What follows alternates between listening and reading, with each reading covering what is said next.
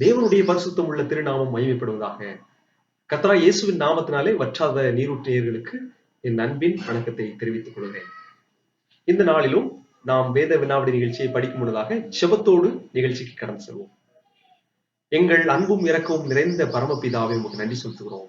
எங்கள் சிருஷ்டி கர்த்தாவை, எங்களை ஆளுகை செய்கிறவரை, எங்களை அரவணைக்கிற தேவன் உங்களுக்கு நன்றி அப்பா.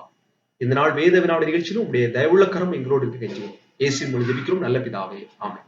இந்த நாள் வேத வினாவிடை பகுதியின் தலைப்பு வேதத்தில் பொன். பொன்னை பற்றி வேதத்துல நிறைய வசனங்களை நம்ம படிக்கிறோம். அந்த வகையில பொன் சம்பந்தப்பட்ட கேள்விகள் இந்த நாளிலே அமைய போகிறது. ஓகே, நிகழ்ச்சிக்குள்ள போலாமா? முதலாவது கேள்வி, பொன்னுக்கு ஒரு பிரதிச்சயமான இடம் இருக்கிறது. பொன்னுக்கு ஃபேமஸான ஒரு இடம் நம்ம சொல்லுவோம் இல்லையா? ஒவ்வொரு ஊர்கள்லையும் ஒவ்வொரு பொருள் ஃபேமஸா இருப்பதை நம்ம பார்ப்போம். அதே போல பொன்னுக்கு ஃபேமஸான ஒரு இடம் உண்டு. அது எந்த இடம்? கண்டுபிடிக்க பார்க்கலாம். பொன்னுக்கு ஃபேமஸான ஒரு இடம், அதை குறித்து படித்திருக்கீங்களா? அதிகமா அதை பற்றி நம்ம கேள்விப்பட்டிருப்போம். பொன்னுக்கு பிரதிச்சயமான ஒரு இடம், பொன்னுக்கு பிரபலமான ஒரு இடம், கண்டுபிடிங்களே பார்க்கலாம். அப்படின்னு விடை சொல்லட்டுமா? ஓப்பீர். ஓப்பீர் என்ற இடம் பொன்னுக்கு ஒரு பிரபலமான இடம் அப்படின்னு சொல்லி நம்ம படிக்கிறோம். 1 ராஜாக்கள் 10ஆம் அதிகாரம் 11வது வாக்கியத்துல விடை இருப்பதை பார்க்கிறோம். 1 ராஜாக்கள் 10:11 ஓப்பீரின் பொன் என்று அங்கு சொல்லப்பட்டுள்ளதை நம்ம பார்க்கிறோம். ஓகே, இந்த நாளில் இரண்டாவது கேள்விக்கு செல்வோம். பொன் நகரி என்று அழைக்கப்பட்ட ஒரு தேசம். பொன் நகரி என்று அழைக்கப்பட்ட ஒரு தேசம் ஏன் பொன்னகரி என்று அழைக்கப்பட்டது என்று சொன்னால், அந்த தேசம் அவ்வளவு ஒரு செழிப்பாக, ஒரு பிரபலமான, ஒரு செல்வாக்கு மிகுந்த ஒரு தேசமாக இருந்தது. அந்த நாடு ஒரு டாமினேட் பண்ண ஒரு நாடாக இருந்துச்சு. பொன்னகரி என்று அழைக்கப்பட்ட தேசம் எது? பொன்னகரி என்று அழைக்கப்பட்ட தேசம். என்னதான் அந்த தேசத்துல செழிப்பு இருந்தாலும் கூட தேவனுக்கு பயந்திருக்கும் பொழுதுதான் அந்த தேசம் நிலைத்திருக்கும். அந்த பொன்னகரி என்று அழைக்கப்பட்ட அந்த தேசம் அழிக்கப்பட்டதாக வேதாமத்தில் படிக்கிறோம். தீர்க்க தரிசன கணக்குப்படி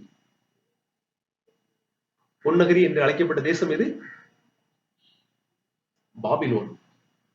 பாபிலோன் பொன்னகரி என்று அழைக்கப்பட்டது. தானியேல் மூலமாக ஆண்டவர் தீர்க்க தரிசனம் கொடுக்கிறாரு. உன்னுடைய ராஜ்யம் முடிவுக்கு கொண்டு வரப்படும் அப்படின்னு சொல்றாரு. அந்த நேபுகாத் நேச்சார் கண்ட சொப்பனம் அதன் மூலமா விளக்கம் கொடுக்கிறாரு. அதுல தலை பொண்ணா இருந்துச்சு, மார்பும் புயமும் வெள்ளி, வயிறும் தொடையும் வெண்கலம், அடுத்து கால்கள் இரும்பு, அடுத்தது பாதம் பாதி இரும்பும் பாதி களிமண்ணும். அப்படியே அந்த சொப்பனத்துல காணப்படுது. அப்படின்னா என்ன அர்த்தம்? பாபிலோன் நகரம் முடிவுக்கு கொண்டு வரப்பட்டு அதோட கீழ்த்தரமான ஒரு ராஜ்யம் தோன்றும் அப்படின்னு ஆண்டவர் தரிசனத்தை தானியேல் மூலமாக விளக்கி கொடுத்தார். இவர் என்ன பண்ணாரு? பாபிலோன் அழியாது, அது அழியக்கூடாது அப்படிங்கிறதுக்காக தான் அவர் பொண்ணுனால ஒரு சிலையை பண்ணார் அப்படின்னு சொல்லி நம்ம வேதத்துல படிக்கிறோம். அவ்வளவு ஒரு குறிப்பான ஒரு தேசம், பொன்னகரி என்று அழைக்கப்பட்ட தேசம் இந்த பாபிலோன் என்று பார்க்கிறோம். ஏசாயா 14:4 நம்ம விடையை பார்க்கிறோம். ஏசாயா 14:4. மூன்றாவது கேள்வி போவோம். பொன் இல்லாத நபர் யார்? இந்த நபர் இடத்துல பொண்ணு இல்லை. சரி, இன்னைக்கு நம்ம இடத்துல பொண்ணு இருக்குதா? ஒருவேளை ஏதோ நம்முடைய உறுப்பிதாக்கள் சேர்த்து வைத்த கொஞ்சம் பொண்ணு நம்ம இடத்துல இருக்கலாம். நம்ம சம்பாதித்து சேர்த்த ஒரு பொண்ணு கொஞ்சம் இருக்கலாம். அது இல்லாட்டியும் கூட பரவாயில்ல. ஆண்டவர் நம்ம கூட இருக்கணும், அவருடைய வல்லமை நம்ம கூட இருக்கணும். அப்படித்தானே?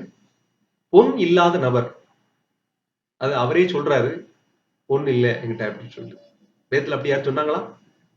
ரொம்ப எளிமையான பிரபலமான ஒரு பகுதி. பொண்ணு என்ன இடத்துல இல்லைன்னு சொன்னது யார்? பொய் சொல்லல, உண்மையாதான் சொன்னார். யாரும் தங்களுடைய சொத்து மதிப்புகளை அல்லது தங்களுக்கு இருக்கிற எவ்வளவு பணத்தை பேலன்ஸை சொல்ல மாட்டாங்க. ஏன்னா கேட்டுருவாங்களோ அப்படின்னு சொல்லி பயப்படுவாங்க. ஆனா இவர் உண்மையாதான் சொல்றாரு, பொண்ணு என்கிட்ட இல்லை அப்படிங்கிறார். பேதுரு அந்த ஆலய வாசல்ல நடைபெற்ற அற்புதத்தை படிக்கிறோம். சப்பானியான ஒருவன் அங்க இருக்கிறான். அப்போ பிச்சை கேட்கிறான். பேதுரு சொல்றாரு, வெள்ளியும் பொண்ணும் என்னிடத்துல இல்லைங்கிறாரு. இயேசுவின் நாமத்தினால எழுந்து நட. அதனால பொண்ணு இருந்தாதான் நமக்கு மதிப்பு அப்படின்னு கிடையாது. தேவனுடைய வல்லமை நமக்கு இருந்தா அது மதிப்பு. சரிங்களா? அப்போஸ்தலர் 3:6 விடை இருக்கிறது. 4வது கேள்வி சொல்லுவோமா? பொன்னும் ஆஸ்தியும் அதிகமாய் இருந்த நபர் யாருக்கு இருந்தது? பொன்னும் ஆஸ்தியும், பொன் வெள்ளி ஆஸ்திகள் அதிகமா இருந்துச்சு இவருக்கு. வேதத்துல அதை தெளிவா சொல்லப்பட்டுள்ளது. சீமான் என்று சொல்லப்பட்டுள்ளது. அப்படின்னா நீங்க கண்டுபிடிச்சிருவீங்க. பொண்ணு அதிகமா இருந்துச்சா? இது என்ன அப்படின்னு பாத்தீங்கன்னா, தேவனுடைய பெரிய ஆசீர்வாதம். தேவனுடைய பெரிய ஆசீர்வாதம் இவரோடு கூட இருந்ததை நம்ம வந்து பாக்குறோம். ஆனா உண்மையுள்ளவரா இருந்தாரு கடைசி மூச்சு மட்டும். பொன்னும் வெள்ளியும் இவருக்கு அதிகமா இருந்துச்சு அப்படின்னு சொல்லி படிக்கிறோம். யாருன்னா ஆபிரகாம். ஆதியாகமம் 13:2 படிக்கிறோம். அவர் உண்மையுள்ளவரா இருந்தாருங்கிறது சாட்சியம் தெரியுங்களா? அவங்க மனைவி மரித்து போறாங்க. அந்நிய தேசத்துல ஒரு அடக்கம் பண்றதுக்கு ஒரு இடம் வாங்கணும். குறிப்பிட்ட இடத்தை இவர் கேட்கிறாரு. அந்த இடத்துக்கு சொந்தக்காரன் இலவசமா எடுத்துக்கொள்ளுங்க அப்படின்ட்டு இந்த மனிதருடைய குணத்தை உணர்ந்து சொல்றாரு. இல்ல இல்ல, அந்த இடம் எவ்வளவு மதிப்போ அதை நான் கொடுக்குறேன் அப்படின்னு சொல்லிட்டு கடைசியில அந்த மதிப்புக்குரிய பணத்தை கொடுத்துட்டு தான் என்ன செய்தாரா, அந்த இடத்தை வாங்குறாரு. தன்னுடைய மனைவி அடக்கம் பண்றது அவ்வளவு உண்மை. அப்படின்னா வேதம் என்ன சொல்லுது? பொன்னும் வெள்ளியும் அதிகமா இருந்த ஒரு மனிதன் சீமான் யார் அப்படின்னு சொன்னா ஆபிரகாம். ஓகே, 5வது கேள்வி சொல்லுமா? பொன் விளையும் தேசம் எது? பொன் விளையும் தேசம், நம்ம வந்து பயிர் விளைகிற தேசம், நெல் விளைகிற தேசம், என்னென்ன மரங்கள் எந்த தேசத்துல வளருது அப்படிங்கிறத நம்ம தெரிஞ்சு வச்சிருப்போம். வேதத்துல ஒரு தேசத்துல பொன் விளைந்ததாக நம்ம பார்க்கிறோம். அப்படின்னா அது எந்த தேசம்? பொன் விளைந்த தேசம் எது? பொன் விளைந்த தேசம் முதல் புத்தகத்துல இருக்குது. வேதத்துல எல்லாத்துக்கும் ஆதாரம் இருக்குது. வேதம் சொல்கிறது ஆவிலா என்ற தேசம், அந்த ஆவிலா என்ற தேசத்திலே பொன் விளைந்ததாக நம்ம படிக்கிறோம். ஆதியாகமம் 2ஆம் அதிகாரம் 11வது வாக்கியத்திலே விடை இருக்கிறது. பொன் விளையும் தேசம் ஆவிலா தேசம். ஓகே, இந்த நாளில் 6வது கேள்வி செல்வோம். பொன்னுக்கு எது சோதனை? பொன்னுக்கு எது சோதனை? மனிதர்களுக்கு நல்ல ஒரு பாடம் கற்றுக் கொடுக்கிறதுக்காக பொன்னை உதாரணமாக சொல்லி அந்த பொன்னுக்கு சோதனை இருக்கிறது அப்படின்னு சொல்லி வேதத்தில் நம்ம படிக்கிறோம். பொன்னுக்கு சோதனை எது? வேதத்துல தெளிவாக வசனம் இருக்கிறது. பொன்னுக்கு சோதனை எது? நம்ம பாட்டு எல்லாம் பாடுறோம் இந்த பொண்ணை பற்றி பாடும் பொழுது. பொன்னுக்கு புடமிடுதல் தான் சோதனை. நம்ம பாடுறோம்ல, பொன்னை போல புடமிட்டாலும் பொன்னாக விளங்குவேல் என்றென்றுமே அப்படின்னு பாடும். அப்படித்தானே?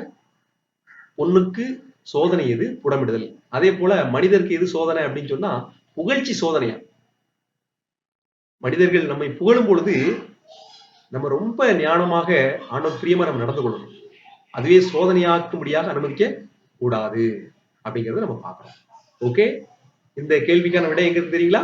நீதிமொழிகள் 27:21. ஓகே, கடைசி கேள்விக்கு வந்துவிட்டோம். வேதத்திலே பொன் என்ற தலைப்பின் கீழாக கடைசி கேள்விக்கு வந்துவிட்டோம். பொன்னை சம்பாதிப்பதிலும் எதை சம்பாதிப்பது நல்லது அப்படின்னு சொல்லி வேதத்துல படிக்கிறோம். பொன்னை சம்பாதிப்பதிலும் எதை சம்பாதிப்பது ரொம்ப நல்லது அப்படின்னா பொன்னை விட இது மதிப்பானது அப்படிங்கறத ஆண்டவர் வெளிப்படுத்துறாரு. பொன்னை சம்பாதிக்கிறத விட இதை சம்பாதிக்கிறது ரொம்ப நல்லது அப்படின்னு நம்முடைய தாசன் மூலமாக ஆண்டவர் வந்து ஒரு பாடத்தை கொடுக்கிறாரு. இந்த உலகத்துல நமக்கு விலையுயர்ந்த மதிக்கத்தக்க எதையாவது ஒரு பொருளை நம்ம நினைத்து கொண்டிருக்கலாம். ஆனா அது எல்லாத்தையும் விடவும் இது சிறந்தது அப்படின்னு சொல்லி வேதம் சொல்லுது. பொன்னை பார்க்கிலும் சிறந்தது இது. பொன்னை சம்பாதிப்பதிலும் இதை சம்பாதிப்பது நலம் அப்படின்னு சொல்லி வேதத்துல படிக்கிறோம். கண்டுபிடிச்சிங்களா? பொன்னை சம்பாதிப்பதிலும் ஞானத்தை சம்பாதிப்பது நல்லது வேதத்தில் நம்ம படிக்கிறோம். நீதிமொழிகள் 16ஆம் அதிகாரம் 16வது வாக்கியத்தில் விடை இருக்கிறது. நீதிமொழிகள் 16:16. ஓகே, வேதத்திலே பொன் என்ற தலைப்பின் கீழாக இந்த நாளில் 7 கேள்விகளை படித்தோம். நீங்கள் எல்லாரும் நிறைய பேர் கேள்விகளுக்கு சரியான பதிலை கொடுக்குறீங்க. அடுத்த வேத வினாவுடைய போட்டிக்கு நம்ம ஆயத்தமாவோம். உங்களுக்கு எந்த பகுதியில் இருந்து என்பதை நான் சொல்லுவேன். ஏற்கனவே பதிலளித்தவர்களுக்கும் பரிசு அனுப்பப்பட வேண்டியிருந்தது. அந்த பரிசுகள் உங்களுக்கு சீக்கிரமாக அனுப்பப்படும். இந்த ஊழியர்களுக்காக ஜெபியுங்கள். தேவன் நம்மை ஆசீர்வதிப்பாராக. ஆமென்.